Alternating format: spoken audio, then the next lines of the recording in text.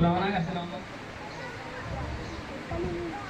पहला सैमुएल पहला बाब आयत नंबर 12 से 18 तक कलाम खुदा में सुनेंगे। बाप की तरफ से तैयार किया गया है, उन्हीं के लिए है। जब दसों ने ये सुना तो उन दोनों भाइयों से खफा हुए, मगर यीशु ने उनके पास बुलाकर कहा कि तुम जानते हो कि गैर